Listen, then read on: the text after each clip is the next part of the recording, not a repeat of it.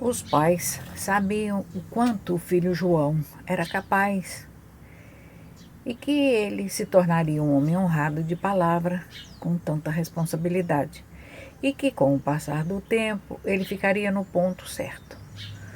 Por ter sido mimado pela família, ele era de pavio curto. Tudo sempre tinha que ser como ele queria. Se não fosse assim, ele demonstrava seu gênio forte. Ao ponto fraco dele era isso na sua personalidade. Mas ele tinha um coração grande. Era um homem bom. Ele aprendera que o mundo inteiro girava em torno dele e que, de uma forma ou de outra, todos acabavam fazendo sempre o que ele queria. Mas com Paulina não estava sendo bem assim. Ele estava se tornando em uma outra pessoa que a família não conhecia. E quando foi se aproximando do nascimento do primeiro filho, ele estava sendo mais responsável, dava mais ouvido ao que a esposa dizia. Então a sogra começou a sentir ciúme da esposa dele. A todo instante a incomodava com palavras que a entristecia muito, dizendo: homem a gente não manda, a gente obedece. Na nossa família, a mulher é que obedece o marido e não o marido à mulher. Paulina ouvia tudo calada e nunca comentava nada com o marido, porque sabia que se reclamasse, ele pegaria ela e iria para o mundo. E ela não queria dispor seu filho a essa situação, e nem o filho contra a mãe, e nem a mãe contra o filho. Ela sabia que tudo aquilo era ciúme, a raiz de todo o mal. Paulina às vezes sentia uma vontade de responder à sogra à altura e dizer: dona Flora, realmente eu vejo como a sua filha é com o homem dela, com o marido dela. Mas, ao mesmo tempo, ela se calava, achava que não valia a pena bater boca com a sogra. Não era esse o seu costume, questionar a maneira de pensar dos outros, e depois ela estava ali de favor. Paulina sentia saudade do pai, da casa que era grande, onde morou. Tinha saudades da sua infância, de correr pelos campos, brincar com seus primos e irmãos, das caçadas de borboletas, dos caçar grilos, gafanhotos, vagalumes para prender na garrafa. Ela tinha saudades da dona Sinhana, dos sobrinhos. Ela ainda nem conhecia o bebê mais novo de Zezé. Ela sabia que o nome era Zé Raimundo. E com a proximidade do parto, ela ficava cada vez mais sensível, mais carente. O marido prometera para ela que assim que o bebê deles nascesse, ele alugaria uma casinha na cidade para eles três irem morar e viverem felizes. Aí sim, as famílias seriam visitas, bem-vindas, quando chegasse a casa para visitá-los. Paulina sabia que sim, a sogra era uma boa pessoa, só que elas duas morando na mesma casa, com um filho mimado, por certo, isso não daria muito certo. João continuava a trabalhar de servente de pedreiro. O tio lhe ensinava a profissão. A cada dia que passava, os dois se entrosavam muito. Era no trabalho e nas conversas, nos bate-papo. E assim foi até que chegou o grande dia. As dores do parto, a sogra do lado a ajudá-la, e o filho de João e Paulina veio ao mundo. Era um menino lindo, moreno, miúdo, a cara da mãe. Não tinha nada nele que lembrasse o pai ou os avós. Era a cópia fiel de Inês e de Paulina. Era uma criança linda, como aquela ninguém nunca vira naquele lugar. O jovem casal ficou feliz e nem se preocuparam naquele momento em pensar no futuro. O que valia agora era o presente.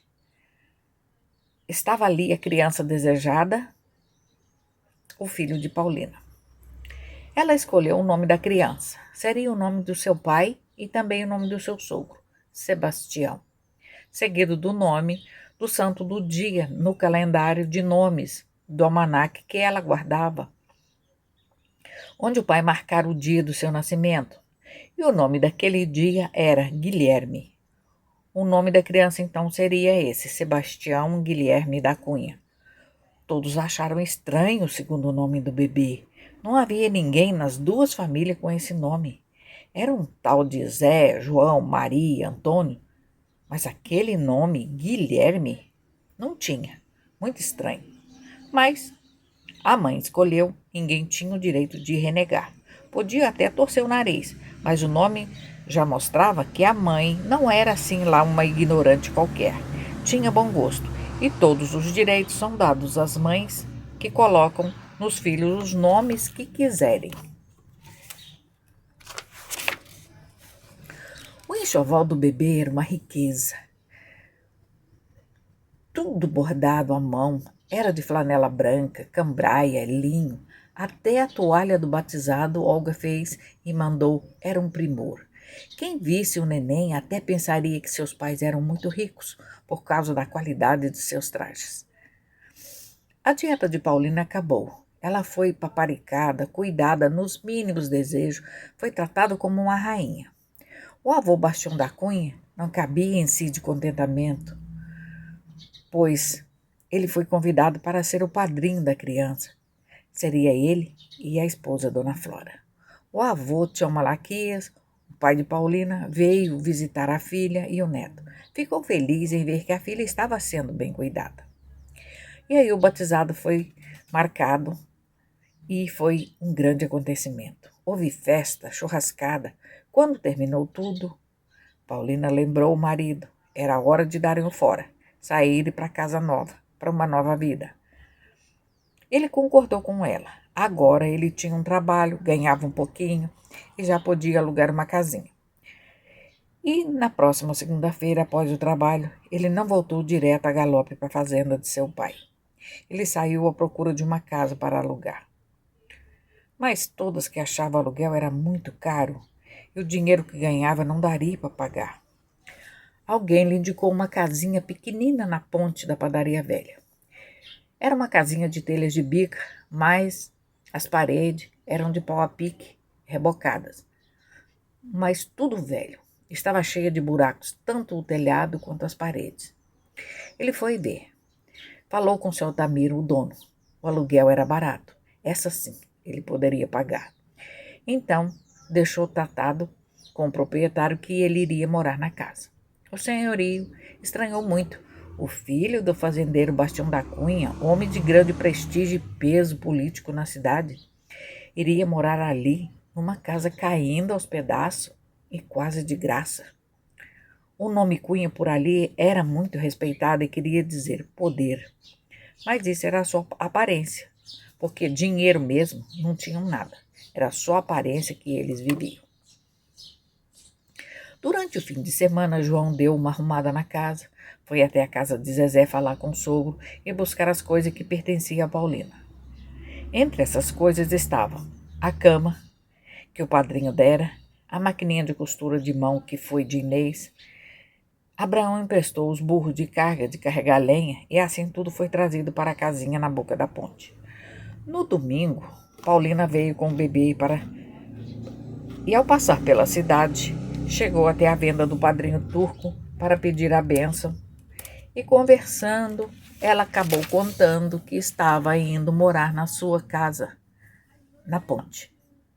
O turco lhe deu de presente uma cama de pau-ferro preta, um catre, como eles chamavam, com um belo colchão de capim barba de bode, coisa muito boa. A cabeceira da cama era mais alta que o espaldar, que os pés. Era de madeira, em sarrafos. Era uma cama de lastro, com encaixes de tábuas com 12 réguas de 15 centímetros de largura. O material parecia ferro fundido, mas não era ferro, era pau mesmo. Era duro que só. A cama, depois de armada no quarto, ficou uma beleza na velha casa.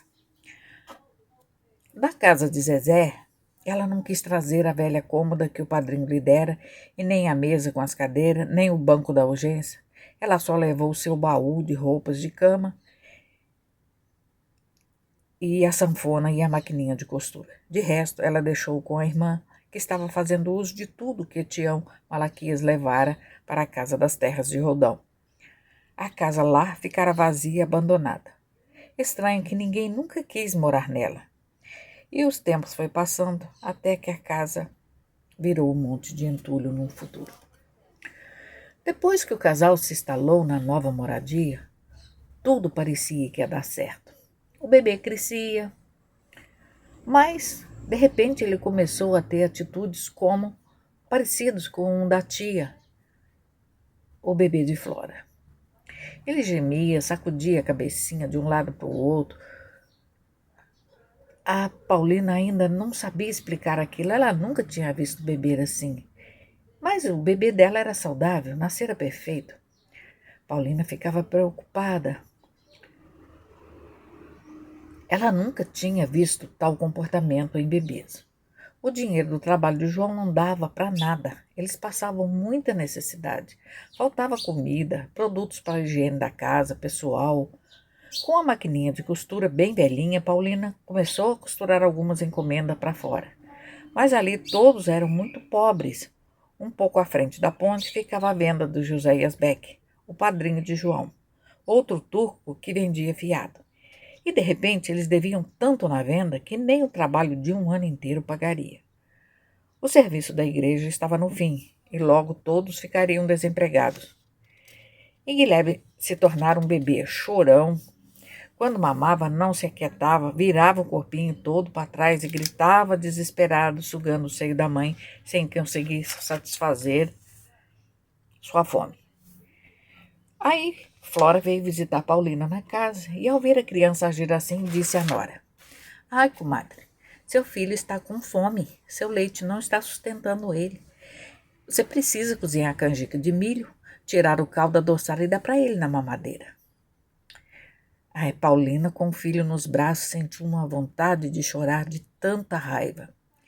Era muita humilhação. Aquela mulher lhe ensinar como sustentar a criança faminta.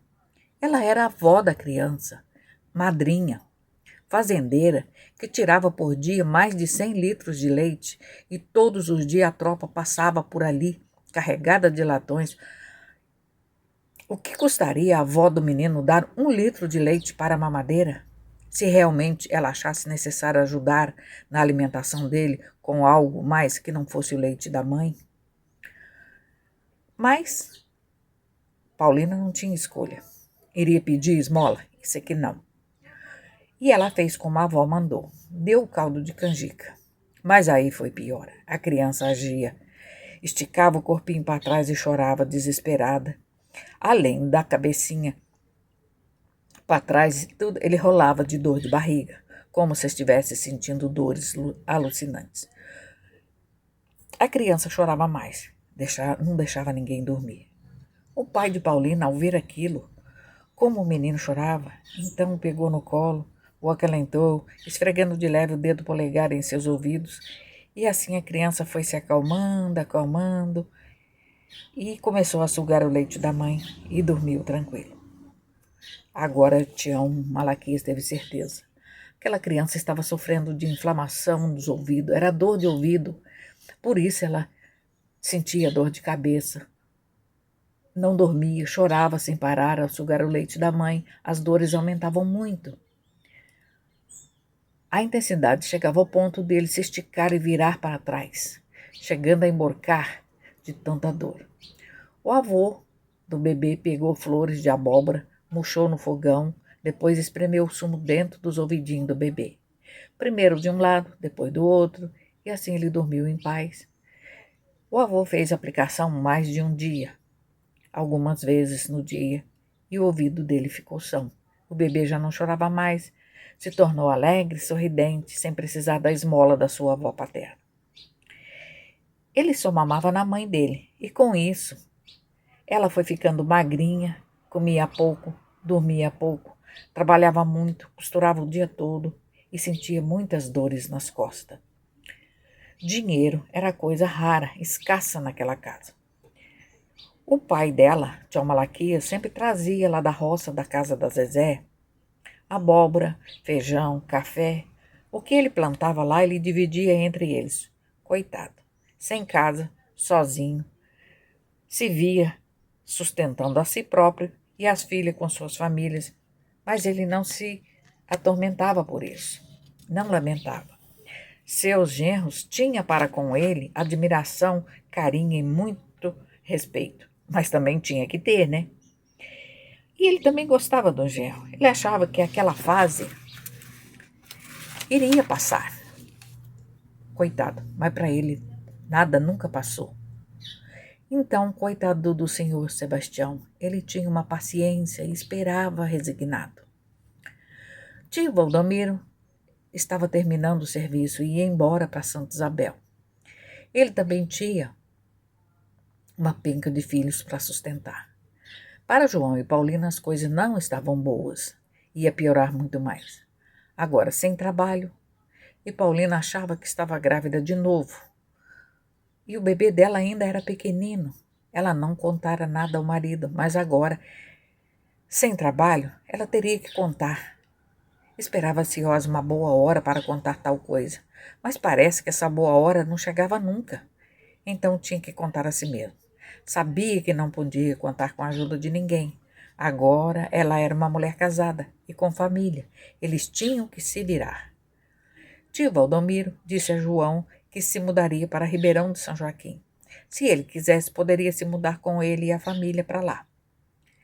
Que pena para Paulina. Agora que a dona Sinhana estava com ela, ajudava nas obrigações da casa, de costura, o pai lhe dava bastante coisa para comer, ela ia ter que se mudar. Ela ficou triste, mas fazer o quê? Tinha que acompanhar seu marido. E foi assim que Paulina decidiu ir embora, deixar tudo para trás, sua casa, seu pai, suas lembranças, e acompanhou seu marido e o tio para aquele lugar distante que ela nem nunca tinha ouvido falar. E a pobreza e a miséria os acompanhou para este lugar também.